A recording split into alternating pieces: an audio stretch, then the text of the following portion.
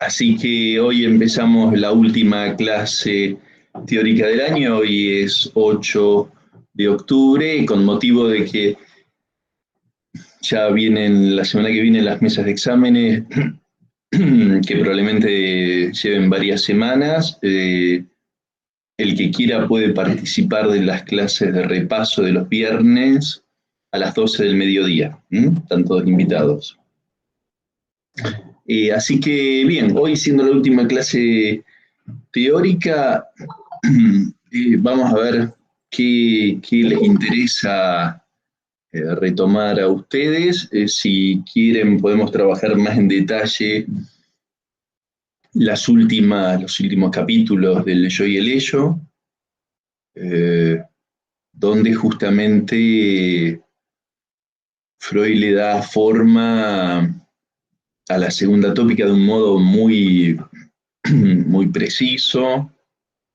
Habíamos ya visto cómo en el capítulo 3 introduce esos dos términos, ideal del yo y super yo,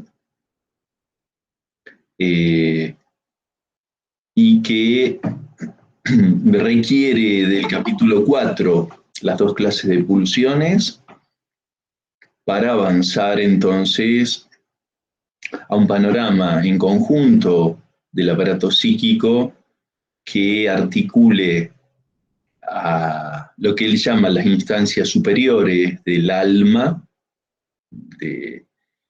que son tan inconscientes en eh, en, en su actividad y su formación y su participación en la vida humana, como aquellas más propias de lo inconsciente reprimido. O sea, que hay un inconsciente no reprimido que le atribuye a parte del yo, al super yo, al ideal del yo, y esto arma como un panorama de una densidad de la vida humana de mucho más complejo, por supuesto, que la primera tópica.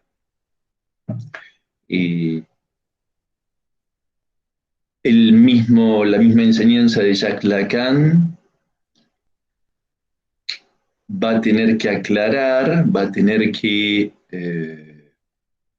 intervenir para destacar para qué Freud había creado, inventado la segunda tópica.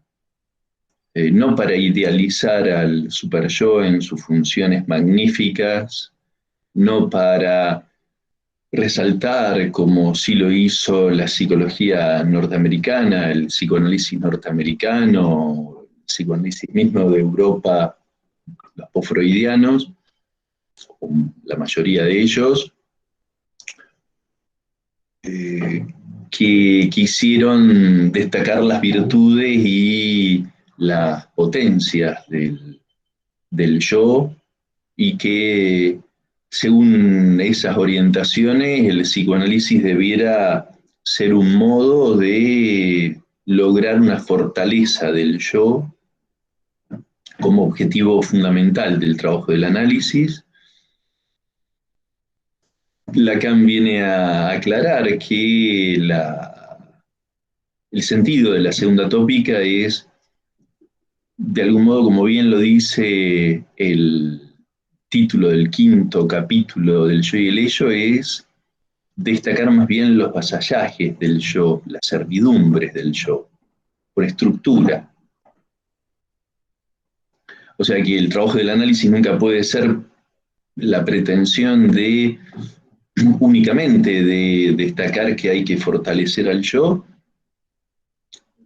objetivo de muy corto alcance justamente, sino que eso sea un efecto lateral, que se logre lógicamente, que hay un fortalecimiento de la posición del yo en los términos que lo plantea Freud como consecuencia de un análisis, pero que no es el objetivo, no es el punto de mira, sino que el trabajo fundamental es el trabajo con el inconsciente, con lo pulsional, con las repeticiones, con las fijaciones, con aquello que condiciona la vida y le quita libertad a la vida humana, por el orden de repeticiones que impone y del que no se puede liberar. El síntoma es una expresión de este tipo de repeticiones, no solamente el síntoma, los diferentes tipos de comportamiento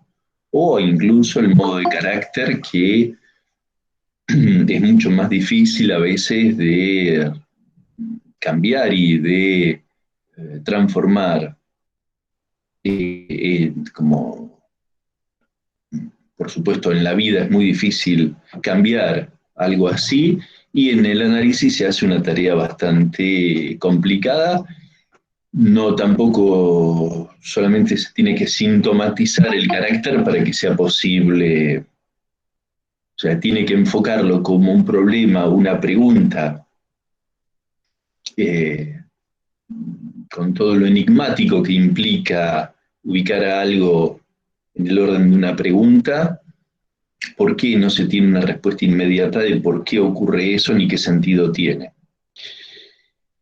Entonces, el, la enseñanza de Lacan viene a ser una recuperación del verdadero sentido de la segunda tópica. Si Lacan trabaja sobre la segunda tópica es para destacar que aquí está, eh, a qué está atado, a qué está condicionado la vida de cada uno de todos nosotros. Y entonces aparece que están todos los factores que Freud ya había reconocido en la primera tópica, más todos los nuevos que aparecen en esta nueva dimensión que abre con, desde, como decíamos, introducción del narcisismo, y que recorre de ahí hasta los últimos escritos de Freud en 1939. Había una pregunta que, a ver si abro el chat, es de Jorge, no la había leído antes. A ver, yo tenía una pregunta, dice si podría hablar del imperativo categórico y del superyo, y por qué eso hace que haya un cultivo de pulsión de muerte en el superyo. Bien, a ver, imperativo categórico, superyo, pulsión de muerte, son los tres términos a los que te referís, Jorge, y creo que a todos nos interesa tomar en cuenta esta pregunta que hace Jorge, que es, digamos, partamos de decir que los tres términos son categorías metapsicológicas. No son ninguno de los tres observables. ¿Mm? O sea que estamos haciendo uso de conceptos para poder, con esos conceptos, ir a situaciones, fenómenos, circunstancias de la vida humana, y esos conceptos nos permitirían, leyendo con esos conceptos ciertos comportamientos, repeticiones, situaciones de la vida, del ser humano, hombres, mujeres, y supondríamos en principio en cualquier lugar del mundo, nos permitiría que algo oscuro, opaco al sentido, que diríamos no se comprende por qué ocurren estas cosas, con estos conceptos, lo que esperamos de los conceptos es que nos sirvan para esclarecer esos comportamientos, esos observables. Si quieren, se requiere, por supuesto, de que de la situación a la aplicación de los conceptos, la práctica psicoanalítica, requiere de la palabra, o sea, de que alguien hable de lo que le ocurre para que eso pueda ser algo interpretable. De todas maneras, los comportamientos sociales en muchas ocasiones, permiten también, como hemos dicho más de una vez, aplicar categorías conceptuales que permiten entender algunos fenómenos de masas, algunos fenómenos familiares, algunos momentos de dificultades en las parejas, y que entonces se convierten como en observables, que pueden ser tomados en cuenta por cualquiera, incluso de tal manera que esos fenómenos, podemos decir, tienen ciertas repeticiones en su modo de presentarse, en su secuencia incluso, y podemos incluso imaginar situaciones a las que apliquemos estos conceptos. Entonces, son tres los que mencionábamos recién, y Jorge traía como pregunta, la articulación que hay entre imperativo categórico, pulsión de muerte y superyo. Vamos entonces al campo de la construcción de los conceptos. Entonces, para poder interpretar algo, para que algo pueda ser iluminado desde categorías conceptuales, hay que entender justamente a esos conceptos. Y para entenderlo, Freud, la primera idea que se hace antes de estas tres categorías conceptuales es la del ideal del yo. Ese es el punto de partida para entender esto otro. No son sinónimos, pero es el primer antecedente que tiene Freud, elaborado por él. Está el ideal del yo y está la dimensión de la conciencia moral. Freud la separa, se podría decir, pero una es una función, la conciencia moral es una función del ideal del yo. Sí, eso no nos aclara mucho, lo que importa, me parece, que es saber que son dos dimensiones que se pueden diferenciar. Después se pueden articular, por supuesto, pero pensémoslas como diferentes. La función del ideal del yo es una función que, creada por una doble fuente, una fuente narcisista y una fuente en términos freudianos, una fuente narcisista y una fuente en que se crea por consecuencia del complejo de Edipo. Entonces el ideal del yo se crea en tiempos en que se abandona el complejo de Edipo como instancia psíquica. Se crea en tiempos en que se abandona el complejo de Edipo y también porque se alimenta de una dimensión narcisista que le permite, creado el ideal, buscar realizar ese ideal, lograrlo para una satisfacción narcisista que se perdió cuando se perdió el yo ideal. Vamos a poner ejemplos. A ver. Ejemplo de que se crea en tiempos en que se sepulta, como dice Freud, el complejo de Edipo, es muy claro cuando ustedes pueden decir, pero un niño, una niña, a los 2, 3 años, mucho antes de que se sepulte el complejo de Edipo, un niño, una niña, ya tiene ideales. A ver, los dibujos animados pueden funcionar como representaciones de ideales. Hoy que hay tanta variedad de dibujitos animados para los niños y las niñas, desde muy chica, muy pequeña edad, muy corta edad, ya funcionan ciertos personajes que encuentran en los dibujos animados como algo narcisista y algo ideal, pero no forman el ideal del yo. Que haya figuras ideales no quiere decir que ya eso signifique que está formado el ideal del yo.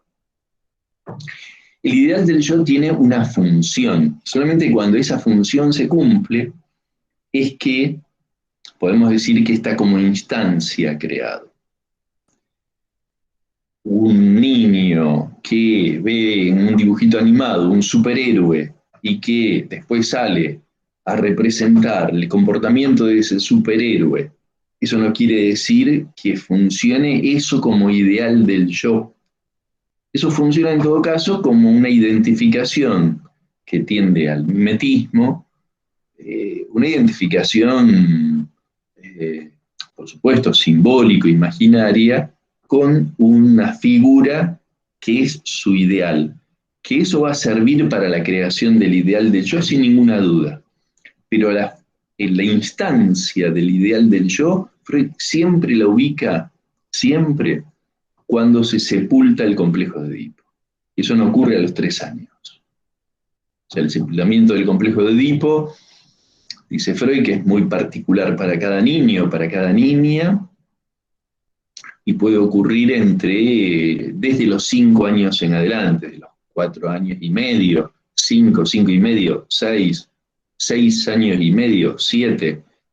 Bien, de ahí en adelante, dice Freud, ocurre un fenómeno importante que es el sepultamiento. ¿Qué quiere decir el sepultamiento del complejo de Edipo? Que aquellas figuras edípicas fundamentales van a dejar de tener el valor que tenían para poder pasar cierta libido a otros objetos, a otras figuras. No desaparecen totalmente como figuras importantes, por supuesto, pero le da la oportunidad al niño o a la niña esto es un proceso que puede empezar a los 3 años, por supuesto, a los 2 años, pero como sepultamiento de complejo de Edipo, Freud establece una edad que no por casualidad es que está en relación con la entrada a la escolaridad primaria, donde hay otra dimensión de cierto comportamiento con otros horarios, ciertas, entre comillas, tareas por hacer, consignas que hay que cumplir y que por eso, bueno, es muy importante la experiencia de los llamado preescolar. Entonces tenemos que el sepultamiento del complejo de Edipo, incluso Freud dice que ocurre en las niñas, a veces hay una mayor demora o se pregunta si hay tal sepultamiento del complejo de Edipo. Es toda una cuestión a investigar en Freud, y después Lacan lo retoma muchas veces, que es la naturaleza de los cambios que produce, las transformaciones psíquicas que produce el distanciamiento de los amores y odios edípicos para poder avanzar a otro campo que hace a otra experiencia con el mundo y con la vida.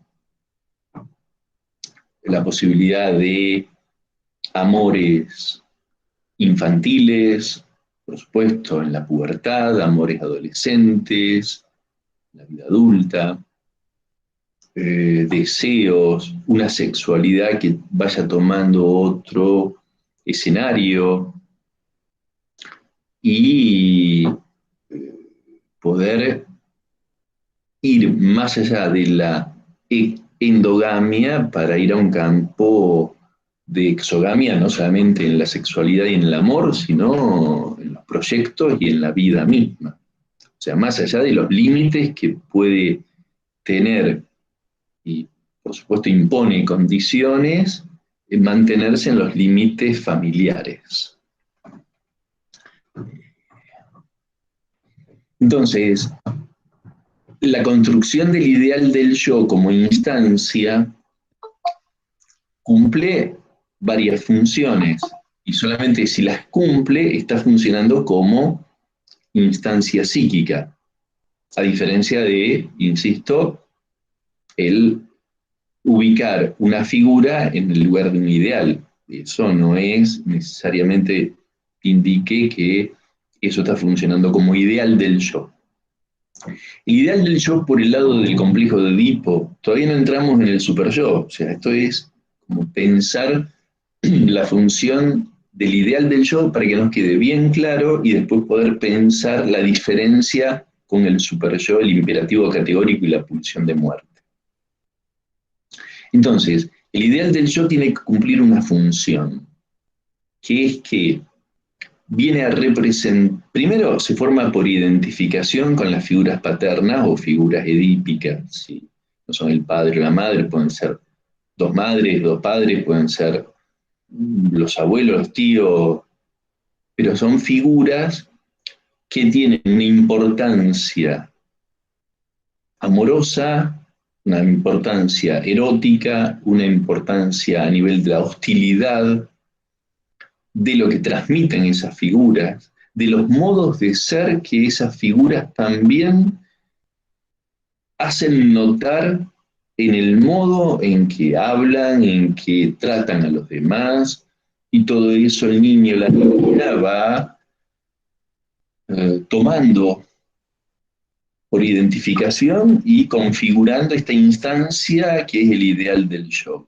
Porque en base a eso entonces va a orientar su modo de estar en la vida, su vida misma en relación con sí mismo, con el cuerpo propio, con los demás, con el cuerpo de los demás, con el amor, con el odio, con las diferencias que va a encontrar con otros.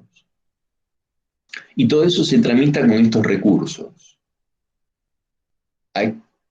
Vendría a ser un capital que cada uno tiene en mayor o menor medida, que toma del otro, lo hace propio, y lo hace propio en relación a los demás, pero también en relación a los propios deseos, a las fantasías, al odio, a la hostilidad que puede tener en la vida, y todo eso se tramita a través de las instancias, no solamente el, lo que Freud llama el ello, que es el reservorio pulsional, sino con estas instancias que son inconscientes no reprimidos.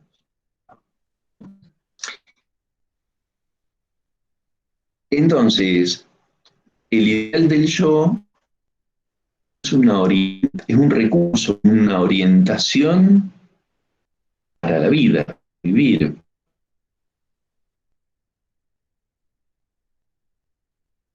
El ideal del yo va a transformarse en los contenidos.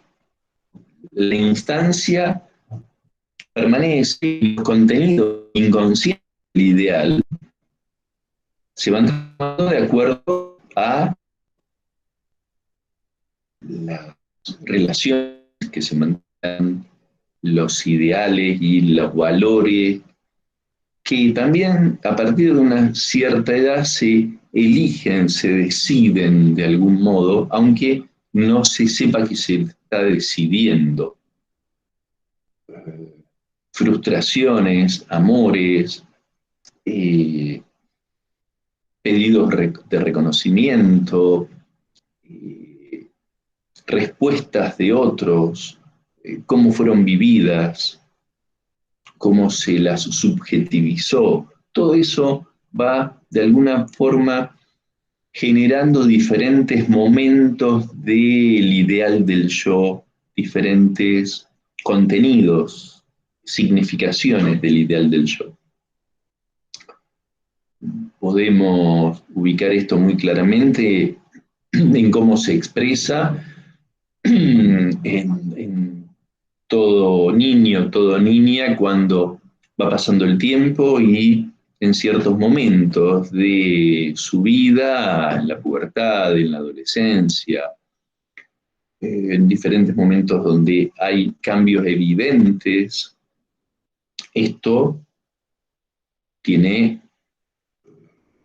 entra en conflicto a veces ideales de un tiempo anterior con los nuevos, y eso se puede expresar en comportamientos, en dificultades de relaciones.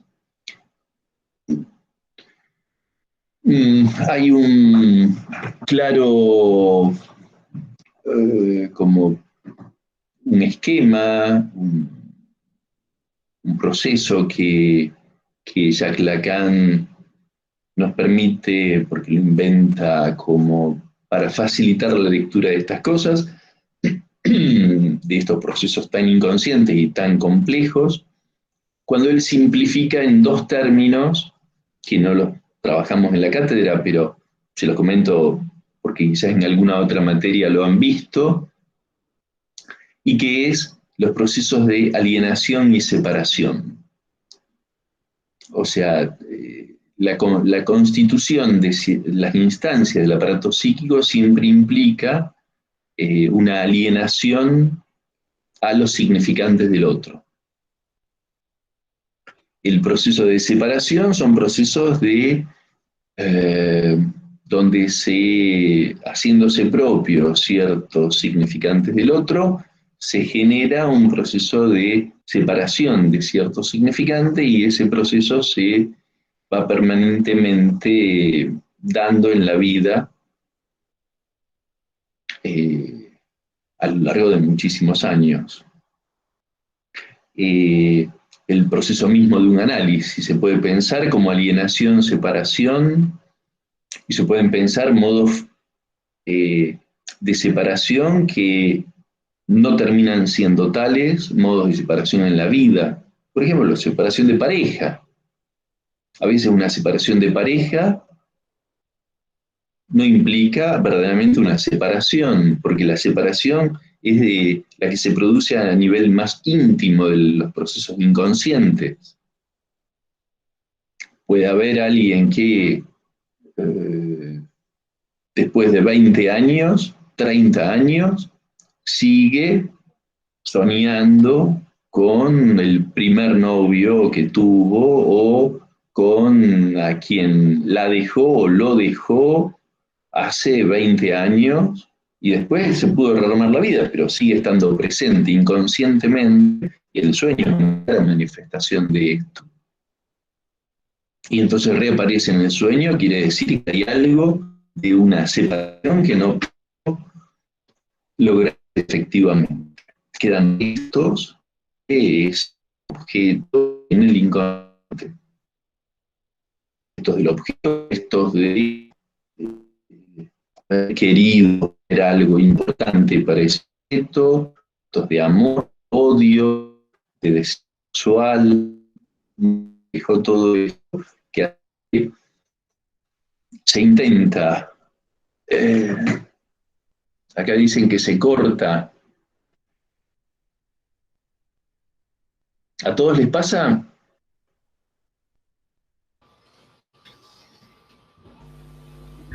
Se corta el audio. Por un momento se cortaba, Roberto. ¿Qué tal, Andrés? ¿Cómo estás? ¿Cómo va? Pero después se escuchó bien. Por lo menos en Bueno, entonces, bien. Avísenme, por favor, si hay dificultades en el audio, en la conexión.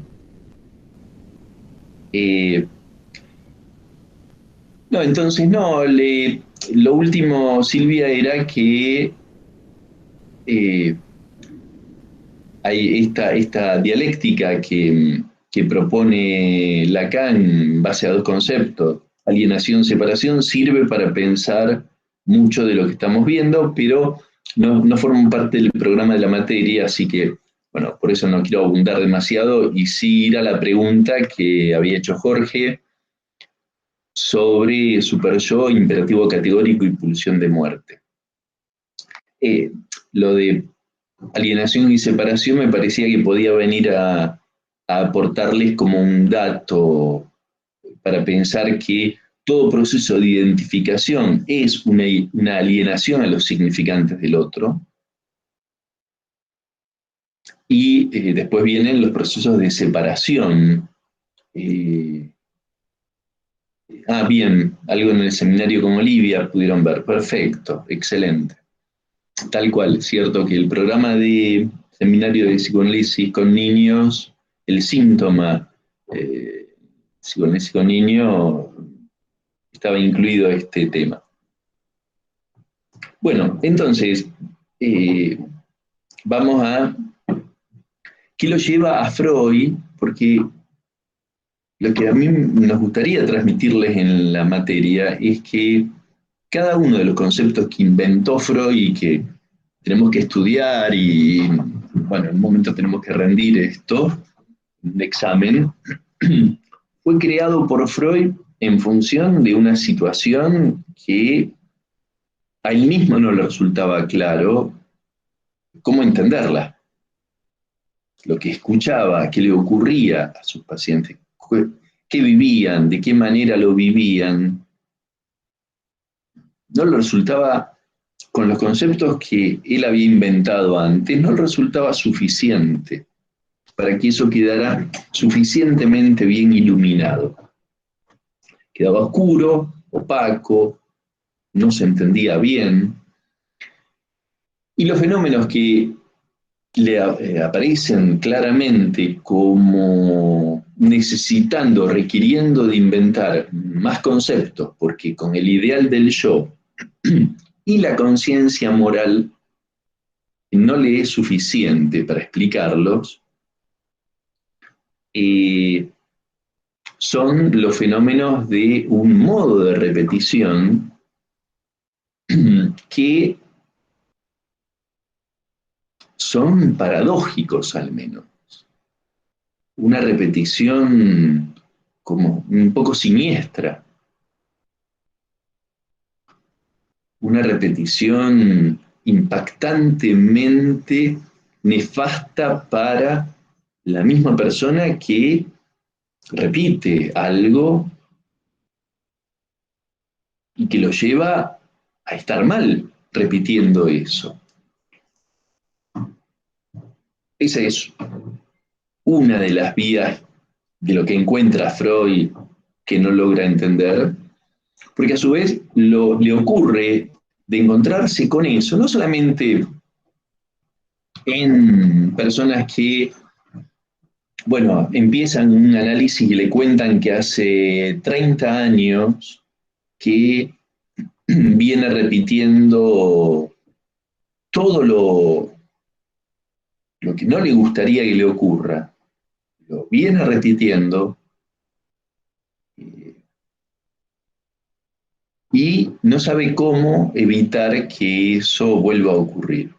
Vamos a un ejemplo. Cuando hablamos de repetir algo nefasto, siniestro, no estamos hablando de que todos los días, desde la mañana hasta la noche, alguien está permanentemente repitiendo algo que no le... A ver, alguien puede decir en una primera, segunda entrevista que, por ejemplo, está empezando, ahora, supongamos, un hombre de 40, 50, 60 años, que está empezando una nueva relación de pareja, con una mujer, con un hombre, como les gusta a ustedes. Empezando una nueva relación de pareja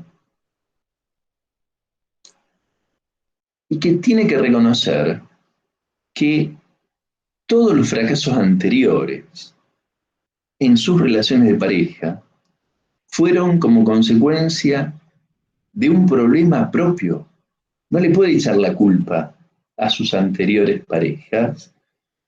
Habrán tenido sus problemas, sus caprichos, sus locuras, como todo el mundo, pero lo que reconoce quien nos está presentando su vida, resumida así, es que nunca le pudo ir bien en ninguna relación amorosa y que siempre la arruinó él.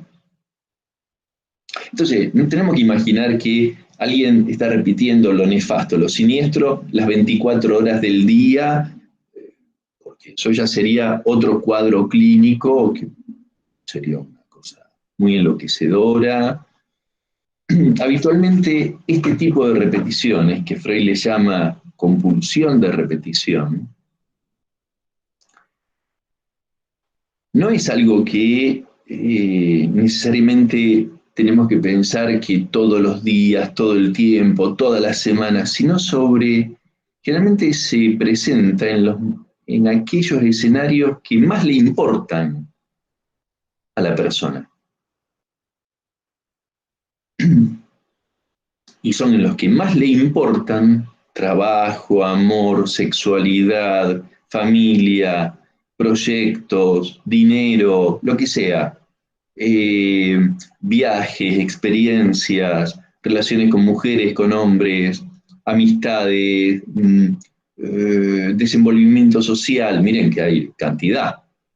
Y podríamos hacer una lista de 50 escenarios más, 100 si quieren. Deporte, cuerpo, salud, mil cosas. En algo de todo eso que a él le importa, o en varias de esas situaciones, él tiene que reconocer que podría irle mucho mejor, podría disfrutar, quiere disfrutar mucho más y sin embargo no lo logró nunca o desde un momento en adelante no lo ha podido mantener o lograr. Alguien dirá, por ejemplo, que desde que se separó de aquella mujer que le queda todavía presente o de aquel hombre que le quedó como una marca importante en su vida. ¿Cuánto hace de eso? 25 años. Ah. Y eh,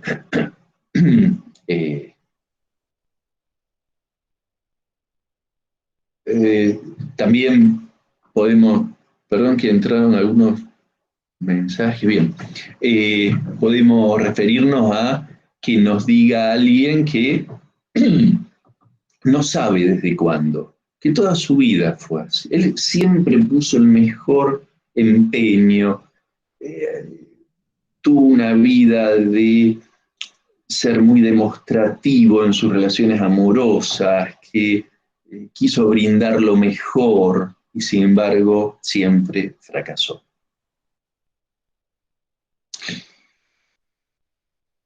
Estas repeticiones son distintas que las repeticiones del síntoma. Un síntoma es más localizado en un punto. O sea, para que sea un síntoma, tiene que ser, por ejemplo, que alguien diga, a mí me cuesta dejar de comer. O sea, yo me siento a comer, a mí a veces me pasa, pero vamos a ponerlo como que no hablo de mí. Dijera alguien, me siento a comer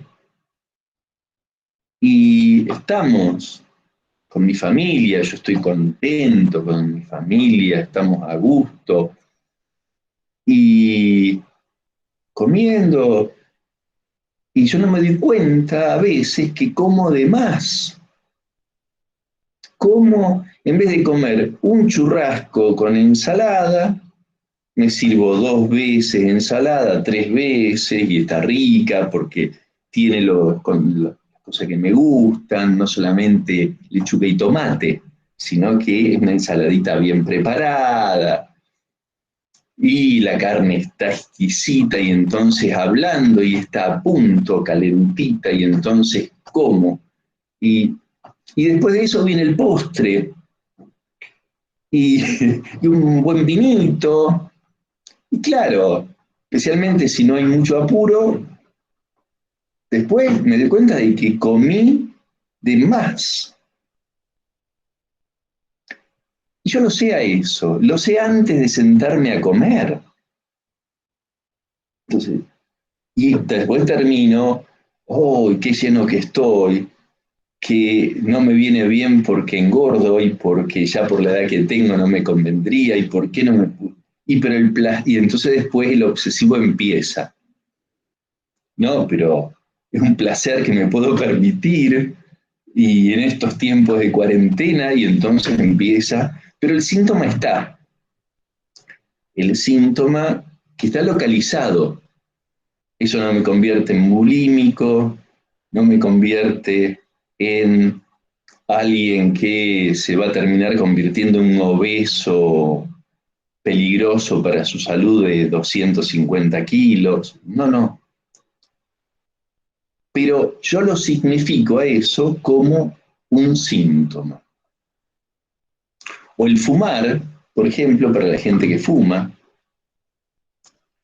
Bueno, o cómo reacciona, por ejemplo, ante un comentario de quien sea, amigo, familiar, un comentario que no le gusta a la persona, ¿no?, que lo recibe, comentario de alguien, y que responde, uno diría, un paciente podría decir, respondo siempre irritado, enojado. Pero otro podría decir, respondo callado. No digo nada, no puedo, me paralizo en ese momento. O en las mesas de exámenes, por ejemplo, ¿no? Ahora que se viene de fechas de exámenes. ¿Cómo respondo a un profesor o a una profesora? Y podríamos decir, bueno, sí, pero también hay algunas veces que un profesor o una profesora lo dice de mal modo. Hace un comentario fuera de lugar. Sí, sí, síntoma del profesor o de la profesora. Pero, ¿y con qué síntoma respondo yo? Entonces, ahí está lo particular de cada uno, que nunca está justificado por el otro. ¿Verdad? La respuesta propia al síntoma del otro. Entonces, son síntomas localizados. Cuando Freud habla de la compulsión de repetición, son un modo de repetir lo que está más cerca de lo que Freud llama el destino, o un fracaso que se repite y que implica consecuencias más fuertes para la vida. Entonces, esto, al menos en el análisis, lo que Freud descubre es que necesita abrir otro campo de significaciones conceptuales que no estaba en lo que él había construido hasta ese momento. Ustedes podrán decir, bueno, sí, pero la conciencia moral ya era un concepto con el que Freud contaba. Y es cierto, pero fíjense la resonancia del término, conciencia moral. Primero, ustedes saben que es un sintagma, no son dos términos que se relacionan casualmente.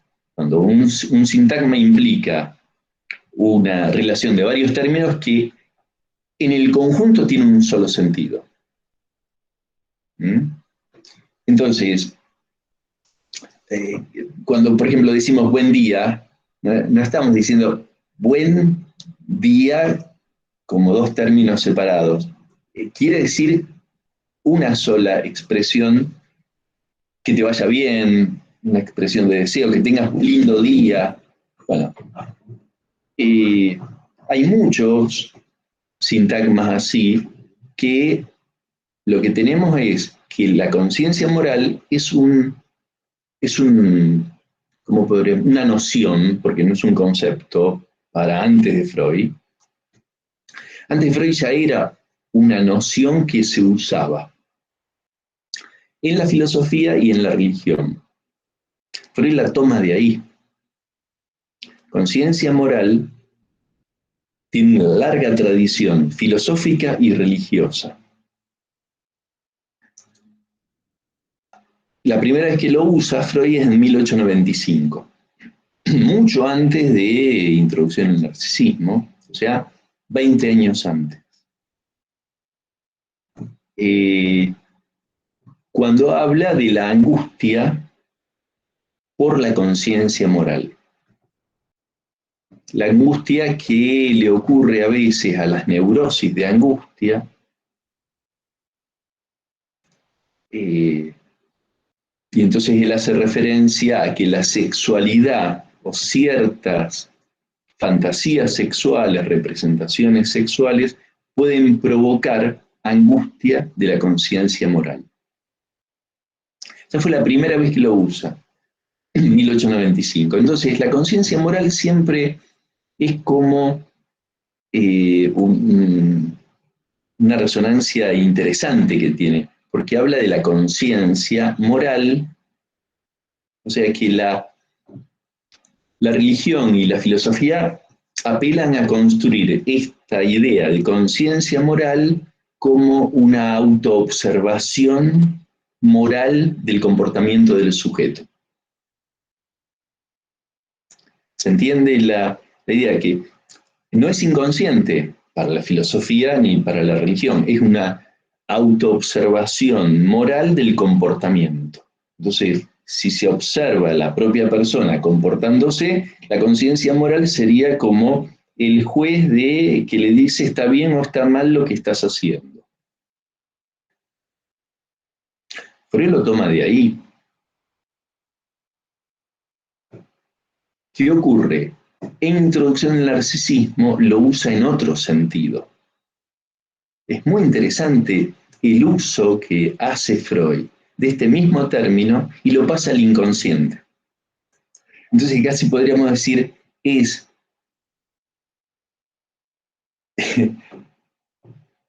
el uso inconsciente de la conciencia moral. ¿Por qué? Porque dice, y si hubiera algo en cada uno de los seres humanos, algo que le ocurre evidentemente y lo pone muy de manifiesto a aquellas personas, entre comillas, enfermas, llamadas paranoicos.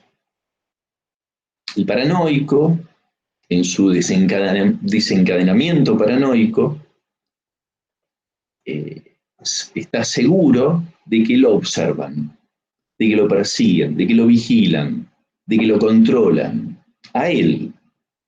Y esto es, o sea, si está trabajando y nadie lo controla, nadie, él va a estar seguro, si es paranoico, de que hay cámaras que lo están vigilando. Y no las hay, pero lo dejaron solo en una habitación para ordenar papeles. ¿Dónde está la cámara? ¿Dónde está el ojo que me mira? Y por supuesto no lo va a buscar porque va a estar descubierto por la cámara que lo está mirando. Pero va a comportarse permanentemente en la seguridad de que está siendo controlado, mirado. Y si sale a la calle,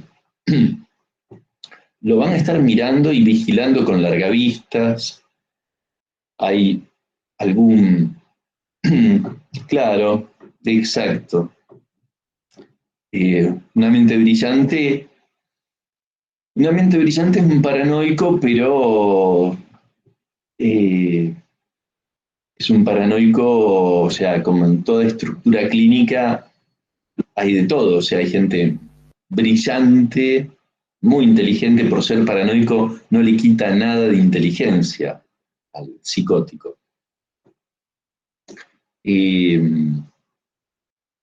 Los grandes matemáticos han sido, buena parte de ellos han sido psicóticos o autistas, y eso les ha posibilitado, les ha permitido destacarse, porque no están preocupados por otra cosa que por resolver esos enigmas que parecen tan lejos de cualquier intelección que uno puede tener. Es realmente muy fuerte eso. Pero no están como perturbados por otra cosa, van directamente ahí con una lógica impresionante. El paranoico, entonces, dice Freud, está siendo permanentemente controlado, observado, vigilado. Eso, dice Freud en Introducción al Narcisismo, le ocurre a todo ser humano y no se da cuenta. Pero no exactamente lo mismo, claro, sino que hay, en vez de vivirlo como que está afuera, eso que lo mira, hay un poder interno, inconsciente, que siempre está controlando, siguiéndolo al yo, que lo mira, que lo juzga. Y eso es la conciencia moral. Es absolutamente inconsciente eso.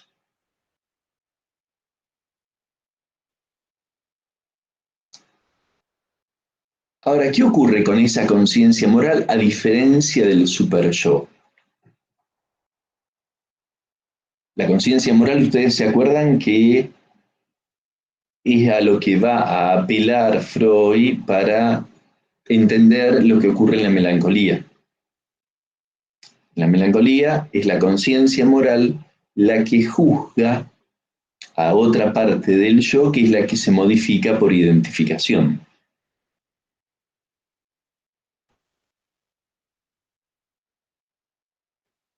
Entonces, ya está haciendo un uso de la conciencia moral que no es solamente vigilar, observar, seguir de cerca, sino que ya la melancolía lo que aparece es un sesgo de la conciencia moral que es sádico, un sesgo que es cruel, que es muy hipercrítico. Y eso Freud lo quiere diferenciar y poner de relieve cuando lo nombra superyo, que es un término cómico, superyo, es cómico. O sea, ¿por qué no le puso otro nombre? O sea, si como él dice, pueden los legos ejercer el análisis que el yo y el ello, como decíamos el jueves pasado, el yo y el ello, lo toma de los mismos pacientes cuando un paciente dice, eso es más fuerte que yo. El super yo, no sé si lo toma de los pacientes, Freud, de los dichos de los pacientes, sino de una interpretación irónica que hace de las expresiones de muchos pacientes. El super yo es casi una burla al mismo super yo. O sea, no parece algo serio nombrar a una instancia psíquica super yo. Nombrar la ideal del yo tiene seriedad. Nombrar la conciencia moral viene de la tradición filosófica, de la tradición religiosa. El super yo no tiene tradición, es un paria total y es una burla nombrarlo super yo. Vos que te crees tan importante, que juzgás todo, bueno, te nombro irónicamente super yo.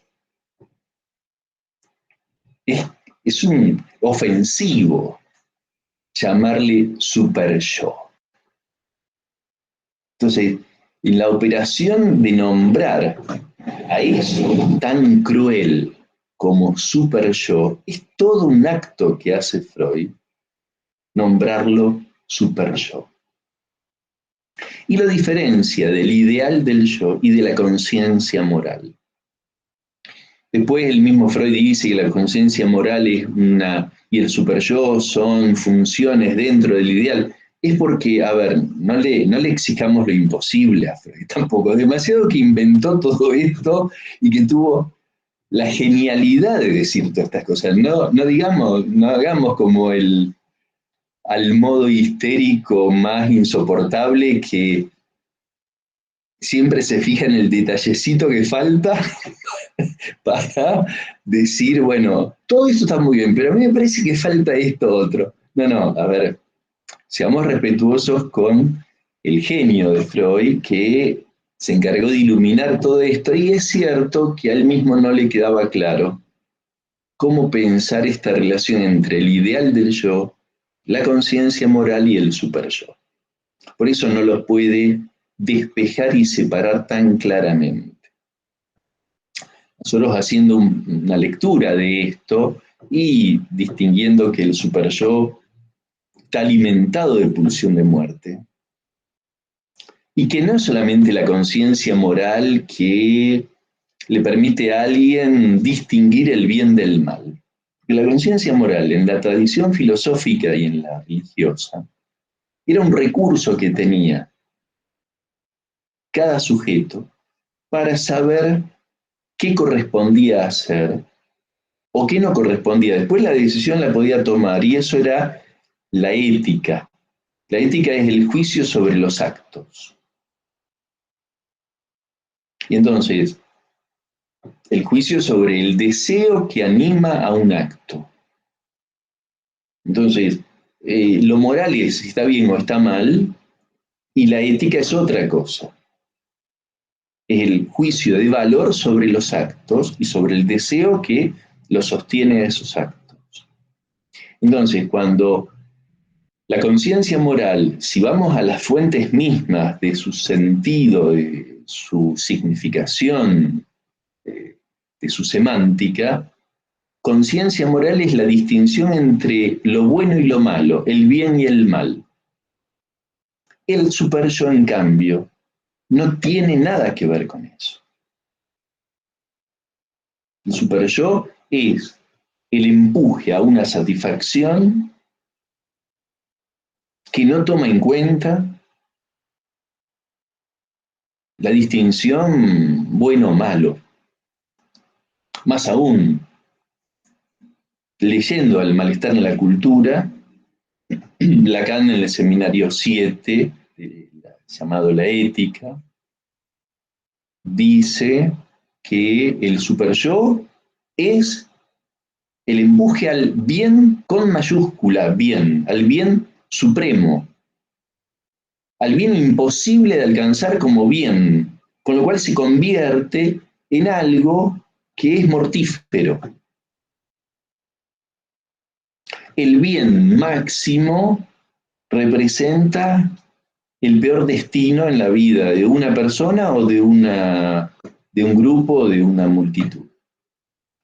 Eso lo sabemos por la historia de las religiones, por la historia de los movimientos políticos también. Cuando algo se pone como bien supremo, se convierte en un fanatismo, se convierte en racismo, se convierte en segregación, y entonces ahí sí hay superyo, el bien supremo convertido en el punto de mira que organiza, que alimenta ese destino superyoico. Entonces, ahí podemos conectarlo con tanto el imperativo categórico como con la pulsión de muerte. Porque el imperativo categórico, en términos de Kant, del gran filósofo Kant, siglo XVIII, es el imperativo categórico una de las formas de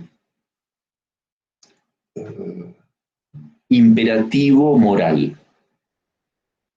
El imperativo moral implica consecuencias a nivel del comportamiento para la vida humana, según Kant. O sea, uno tiene imperativos condicionales o imperativos categóricos. El imperativo condicional es el que me impone una obligación en mi comportamiento moralmente, dadas ciertas condiciones en la situación. O sea, supongamos, el imperativo condicional podría ser, por ejemplo, pensemos un imperativo condicional en una relación amorosa. Una relación amorosa en donde hay un acuerdo de fidelidad, del significante que usamos habitualmente como ser fieles. Y hay un acuerdo de las dos partes. Y entonces, una parte y la otra, miembros de la pareja, lo dicen explícitamente o no, lo digan explícitamente o no, tienen el acuerdo de fidelidad. Diferente que si no lo tienen, como si hubieran hablado de, por ejemplo, en términos de poliamor, de que los dos están de acuerdo, más bien en el llamado hoy en día poliamor. Entonces, no hay ahí algo necesariamente de la fidelidad, de la exclusividad. Pongamos el ejemplo de una pareja que sí tiene ese acuerdo de fidelidad y de exclusividad. Porque consideran, por ejemplo, consideran de que el encuentro sexual implica una intimidad tal, algo de lo más íntimo ofrecido al otro, de parte de uno y del otro, hombre y mujer, dos hombres, dos mujeres, que eso que le ofrezco al otro y que el otro me ofrece a mí es sagrado y que eso no se puede estar ofreciendo por un encuentro casual. Y entonces los dos consideran que eso es muy importante y que no es porque esté mal tener relaciones con otro, sino que porque hay algo del amor que ese encuentro íntimo lo representa cabalmente. Es una significación. Otro diría, no, están equivocados, no tiene nada que ver, tener relación y punto. Pero sabemos que es el orden del sentido lo que configura a una situación en su valor. Entonces, hay un acuerdo establecido en estos términos y el imperativo condicional ahí sería algo así como, por ejemplo, debo mantener la fidelidad, el imperativo me impone mantener la fidelidad si se dan estas condiciones, si la otra persona también cumple con esta condición. Puedo organizar el imperativo condicional de otra manera, diciendo, bueno, si no cumplo en la misma forma, pero con esta consecuencia, si la otra persona no cumple estas condiciones que los dos establecimos, o las dos establecimos, entonces no me cabe a mí mantener ese imperativo. Es condicional. ¿Se entiende la idea? El imperativo categórico, en cambio, categóricamente sin condiciones. Es algo así como, si el imperativo categórico es no debo responder agresivamente nunca. Entonces, si voy caminando por la calle y alguien quiere robarme y para robarme me empuja, me pega, me patea, yo aunque sea cinturón negro, séptimo dan de karate, de taekwondo, no le puedo responder. Ustedes dirán, pero ¿para qué hice tantos años de taekwondo, de karate, y después me gustaba ir a entrenar, me gustaba la práctica, pero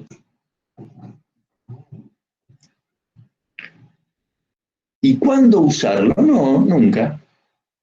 Es un deporte nada más. No es a los fines de un enfrentamiento con nadie en la vida. Ah, pero porque vos sabés que si vos le respondés lo matás. No, no, eso me lo enseñaron haciendo taekwondo desde el primer día que fui. Pero no es por eso, es porque considero de que no se le debe pegar a nadie. Eso es imperativo categórico, o el imperativo categórico de algunas religiones, con las vacunas, por ejemplo. que, si mal no tengo entendido, es que alguna religión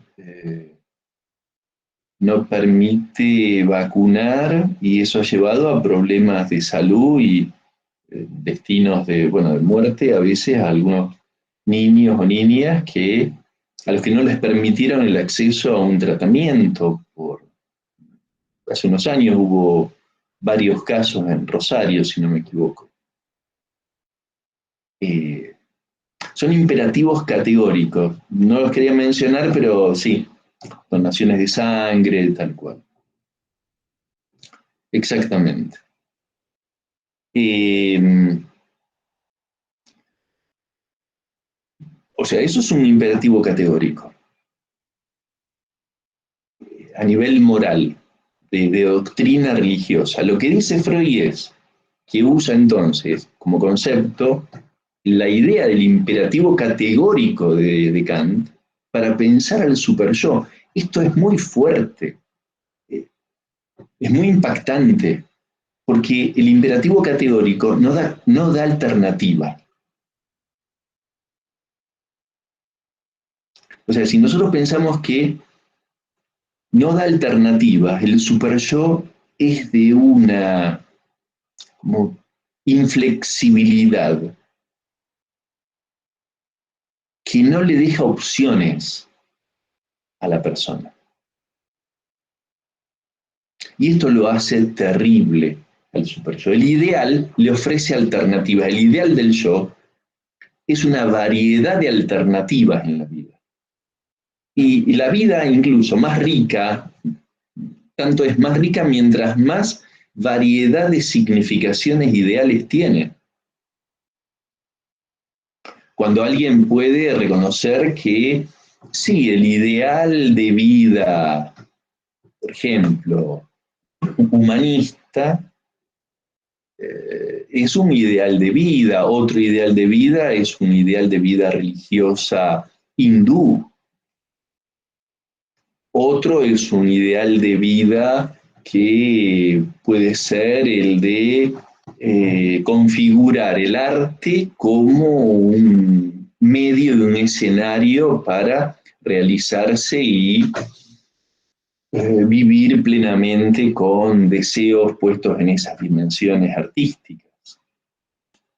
Y todo eso se puede combinar casi al mismo tiempo. Y entonces hay una variedad donde el mundo se presenta en la riqueza que tiene. Porque uno cree que la vida es la vida que uno vive y eso es muy pobre pensar eso. La vida realmente tiene una infinita variedad de detalles, de culturas, gente que en este mismo momento está viviendo en otros lugares del planeta con significaciones y costumbres, historias totalmente distintas, con circunstancias, pero a veces son de lo más angustiantes.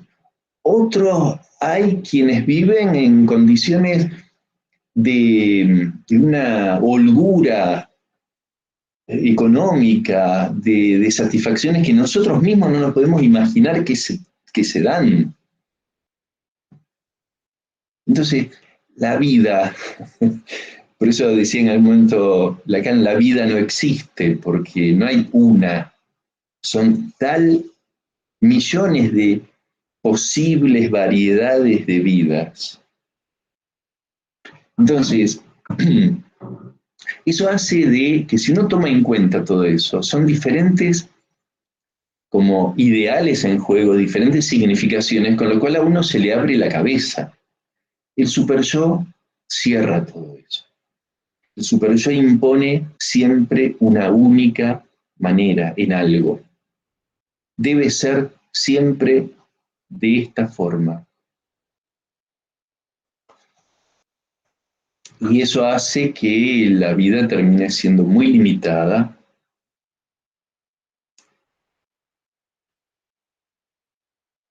Aunque se crea que no lo es. O sea, el superyo puede presentarse en gente que, en apariencia, es muy libre. No tenemos que imaginar que el super yo como, eh, como que se descubre por el aspecto de alguien. No, no. Una mujer, un hombre, una persona joven, mayor, el aspecto dice relativamente bastante poco. Lo que importa es cómo vive, qué hace, qué le pasa, cómo significa su vida, cómo escucha a los demás. Y puede haber alguien, por ejemplo, ¿no? Muy ligado a lo creativo, a lo artístico, a la potencia de la música, de la escultura, del arte, de la pintura, hasta de viajes internacionales para hacer muestras en un lugar, en el otro, y lo que habita en ese sujeto y lo que lo lleva a no poder disfrutar nada de todo eso, pero nada de todo eso. Y necesita todas las noches inyectarse heroína, todas las noches quedar doblado consumiendo whisky hasta más no poder, porque el agujero que tiene, que le produce el super yo, esa angustia, es enorme e insoportable. Entonces, no siempre hay una correspondencia entre lo que vemos, observamos en el comportamiento de alguien, lo que verdaderamente le ocurre como drama íntimo. El super yo, si uno lo puede localizar, lo puede descubrir en la vida de alguien, y que a veces a la misma persona le lleva muchísimos años darse cuenta de eso. El super yo puede estar impidiendo o limitando mucho el trabajo, el vínculo con la vida, los proyectos. El amor puede estar complicadísimo con el super yo. La relación con el cuerpo, la imagen del cuerpo, no solamente en mujeres, en hombres, está profundamente muchas veces tomada por este imperativo categórico del super yo. Con lo cual, esto va mucho más allá de la moda. No es que una chica o un tipo quieren tener un cuerpo perfecto, un super cuerpo, porque la moda y la época se lo determinan y lo condicionan. No es eso únicamente, eso está sin dudas. Estamos en un tiempo de las locuras superyoicas. Pero sin una respuesta subjetiva, personal, no hay manera de que eso toque y sea adoptado como problema propio. O sea, el superyo siempre pone mucho el acento como concepto en un problema del sujeto. Y hay un superyo de la época, correlativamente, por supuesto que lo hay. Entonces lo que Freud termina articulando es el superyo, que insisto, no es el ideal, no es la conciencia moral, por las diferencias que vimos, articula el super yo, articula el imperativo categórico, que es en su dimensión, si uno la capta verdaderamente, es dramático, es patético el imperativo categórico, y la pulsión de muerte, que lo que implica la pulsión de muerte es el empuje a buscar una satisfacción. Un empuje a buscar una satisfacción que nada tiene que ver con lo placentero. Que esa satisfacción no permite que ese empuje tan fuerte a esa satisfacción mortífera no está vista como tal, como mortífera por el sujeto que está empujado a buscar esa satisfacción. Insisto, todo esto son construcciones metapsicológicas, conceptuales, para leer situaciones de la vida. No son observables directamente. No es que vamos a ver a alguien por la calle con un cartelito en la frente que diga, tengo un super yo y un imperativo categórico terribles. No, a nadie se lo... Y esto puede ocurrir en las personas más amables, más atentas, a las mejores personas, gente de nuestro entorno, familiares nuestros, amigos, colegas, uno mismo. Entonces, no es algo tan fácil de ubicar, de reconocer en la vida de nadie.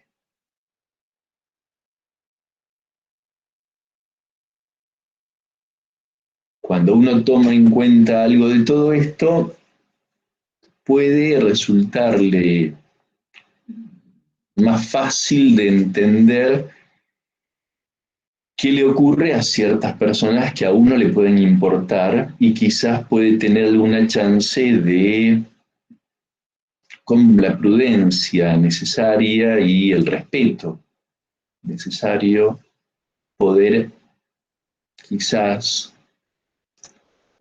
invitar a esa persona, si a uno le importa, a que reconsidere algunas cuestiones. Pero esto es profundamente inconsciente. Cuando actúan estas fuerzas, eh, digamos, no es algo tan sencillo de poder reconocer. Ni siquiera que a uno le digan, mira, me parece que a vos te pasa esto. No, porque está muy lejos de poder entender que eso sea algo más que la mala suerte, que algo que yo no tengo nada que ver. No me quiero sentir culpable tampoco por encima, que me siento mal porque nada me sale bien, me tengo que sentir culpable porque nada me sale bien. Es el colmo del colmo. No te quiero escuchar más. Entonces hay que tener mucho cuidado porque uno sabe que estas cosas no son nada sencillas de captar. A ver, preguntas acá. Paula dice, el ideal, ¿se sostiene por el super yo desde él o está más apegado al yo? Bien, linda pregunta, Paula. Mira, a ver, el ideal, ¿se sostiene por el super yo? No, no, el ideal no se sostiene por el super yo. El ideal tiene que ver con lo que al sujeto le queda del otro.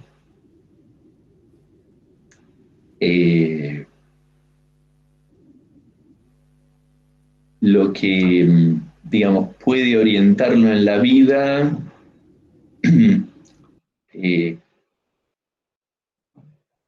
lo que puede orientar ciertos deseos en la vida,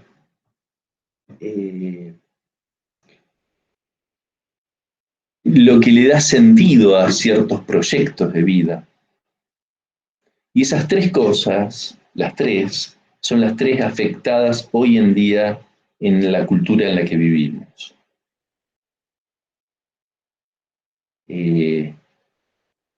Porque estamos en una cultura que desprecia lo que el otro le puede brindar a cada uno, no alienta demasiado a los deseos, más bien alienta la cultura actual a algo maníaco que poco tiene que ver con el deseo. Y con lo cual, si no hay deseo, es muy difícil que haya proyectos porque no hay algo que haga falta. Y la cultura actual tampoco se configura de un modo que permita que la vida tenga sentido. O sea, lo único que le importa al discurso capitalista hoy en día es que la vida sea algo que sirva para el consumo. Eso está muy lejos del sentido, porque el consumo siempre es inmediato. El sentido implica el presente y el futuro. Con lo cual, el ideal es algo muy afectado en la época actual. Y una vez afectado el ideal del yo, tenemos consecuencias muy complicadas. En todo sentido, en varios órdenes de la vida y de la convivencia social. No es casual el aumento de la violencia, y no me refiero a la violencia de clase, ni a la violencia de gente que necesita, porque está en las peores condiciones de vida y necesita subsistir, no me refiero a esa violencia. Me refiero a la violencia sin sentido, y que está en aumento en todo el mundo. Al hiperconsumo de todo tipo de sustancias, que eso implica sin sentido. No al consumo de sustancias que sería en ocasiones como medio para lograr un fin, sino que se convierta en el fin mismo de la vida, el consumir sustancias. Y cada vez más en aumento esto, muchos fenómenos que da como en la época, especialmente desde principios del siglo XX, con el avance del capitalismo, y ya lo decía Max Weber a esto en 1917, hace que tenga consecuencias la subjetividad, en particular en el punto del ideal del yo. Porque es el punto de conexión de la cultura con la subjetividad. Entonces el ideal no se sostiene por el superyo, el ideal se sostiene en una mezcla pulsional con privilegio del eros,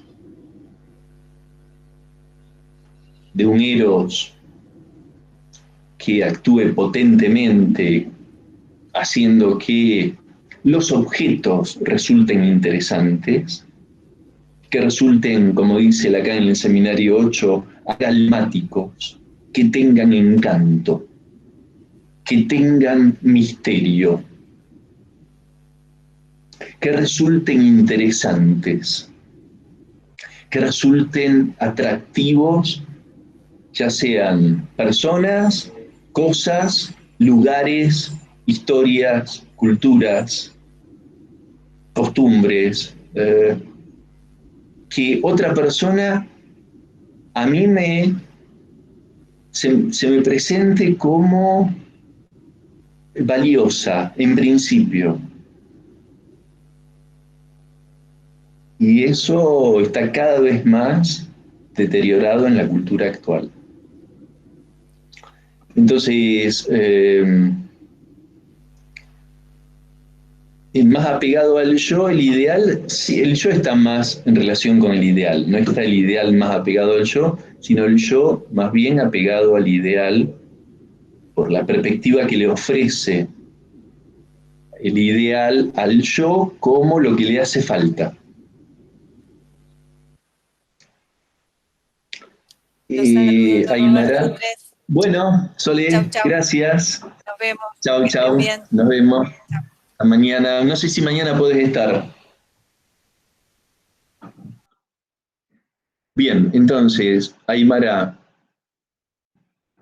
¿el ideal no estaba atado a la cultura? ¿Varía según el paso del tiempo? Sí, las dos cosas. Está atado a la cultura, lo que decíamos antes, y varía según el paso del tiempo, totalmente. Y en este mismo momento, seguramente los contenidos del ideal que nosotros podemos compartir no son los mismos que los que pueden compartir las tribus de África.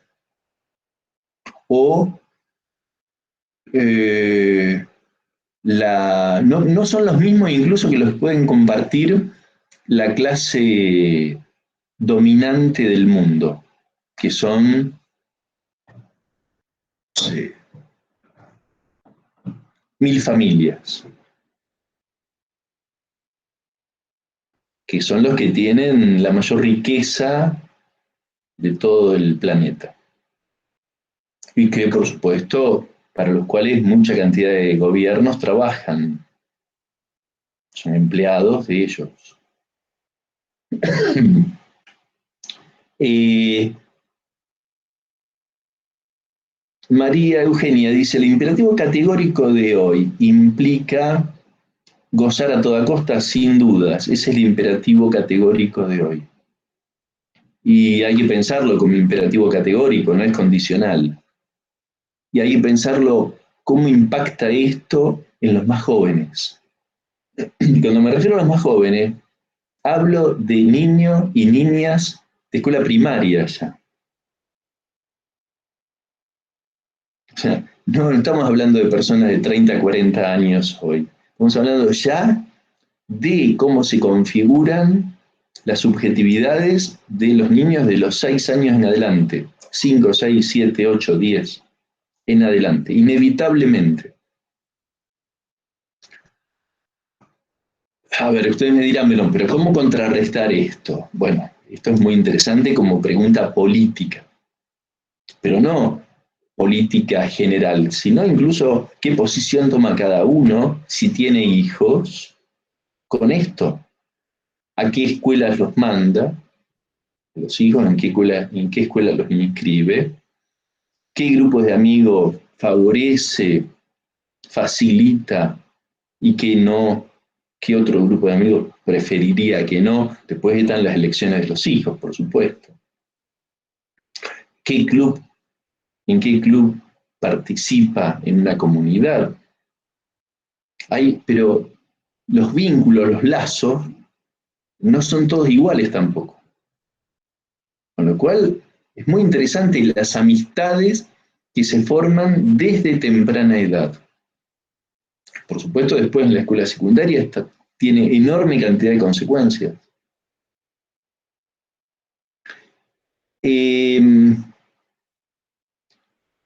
Paula dice, pensaba lo de sostenido por el empuje hacia el cumplimiento, pero sin el imperativo categórico. No entiendo, ¿cómo sería sostenido por el empuje hacia el cumplimiento, pero sin el imperativo categórico? ¿Ese empuje entonces vendría del eros? ¿Cómo es este empuje hacia el cumplimiento? No entiendo. Me refería a lo que es el cumplimiento del ideal. Bien. El cumplimiento del ideal lo pensaba desde el super yo, pero sin ese imperativo, pero por eso ahora entiendo que es más apegado al empuje del eros, de la pulsión de vida. Sí, tal cual, Paula. Por eso el término empuje, por eso me quedé pensando que era cómo entender la pregunta. Empuje en Freud siempre está en relación con la pulsión. Entonces podemos pensar que el eros también tiene un empuje, claro que sí. Pero podríamos decir eso. Ahora, como veníamos hablando del super yo y muy relacionado con la época, es Lacan quien como señala que estamos en una época del empuje superyoico. Porque sabemos que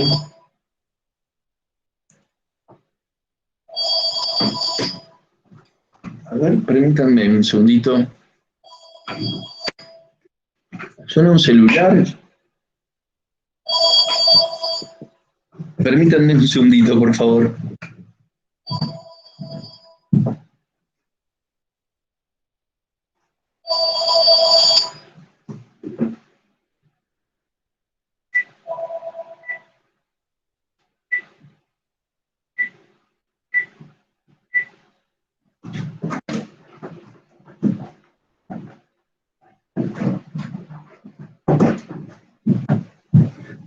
Bien, perdón la interrupción.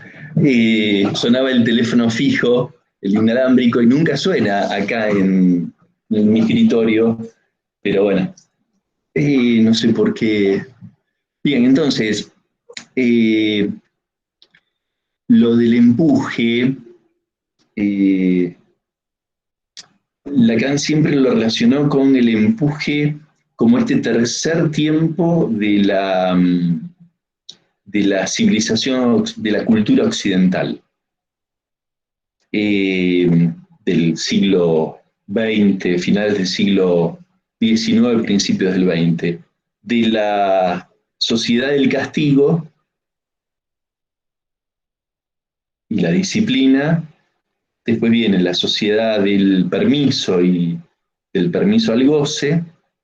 Y el tercer momento en este recorrido, desde, por supuesto, de la disciplina y del castigo, desde la media, ¿no?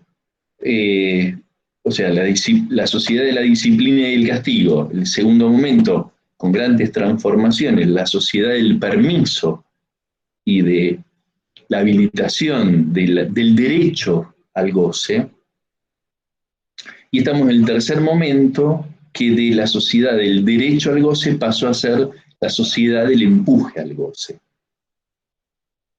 Con lo cual, la sociedad del derecho al goce es muy interesante pensarla, pero duró poco tiempo. En este momento, desde hace ya 50 años, estamos en la sociedad del empuje al goce. Y eso es super yo. Si la sociedad del derecho al goce era la sociedad del ideal, y la anterior era la sociedad del super yo prohibidor, en este momento, en cambio, estamos en la época del super yo que empuja a gozar.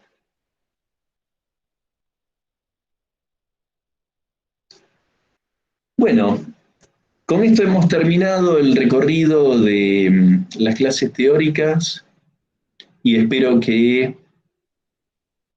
les haya podido aportar alguna perspectiva sobre los temas de la materia. Yo les agradezco la atención y el interés que han demostrado, porque ha sido muy motivador para mí el responder a preguntas e intereses de ustedes, la buena onda que le han puesto. Así que mañana es el horario de consulta de Psicoanálisis 2. El que quiera, por supuesto, participar con todo gusto. Pero por hoy entonces ya terminamos en este ciclo 2020, que ha sido particularmente complicado y nos ha sorprendido a todos desde marzo. En marzo todos pensábamos que iba a durar 2 semanas, 3 semanas la cuarentena y la situación, y ya van ahora cumplimos dentro de poquitos días 7 meses. Así que estas cosas que tiene la vida, pero bueno, espero que estén todos bien de salud, que sigan estándolo, y quiero decir, ojalá nos veamos pronto, nos encontremos en la facultad en algún momento y va a ser una alegría compartida seguramente. Que les vaya muy bien entonces con lo que tengan que presentar en Psicoanálisis 2, por supuesto, y en las otras materias. Por mi parte y de toda la cátedra, un saludo muy afectuoso de mi parte. Bueno, nos veremos entonces. Andrés, ¿vos querías decir algo? Agradecer. Se corta mucho. No a Roberto por el espacio. Y bueno, fue un día del teórico del Zoom. Se corta mucho, Andrés.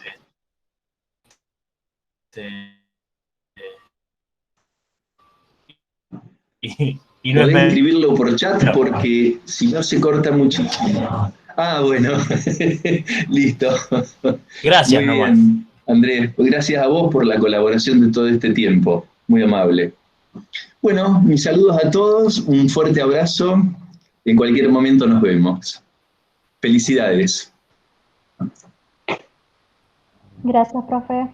A ustedes. Gracias por todo. Muchas gracias. Por compartir. Un gusto para mí.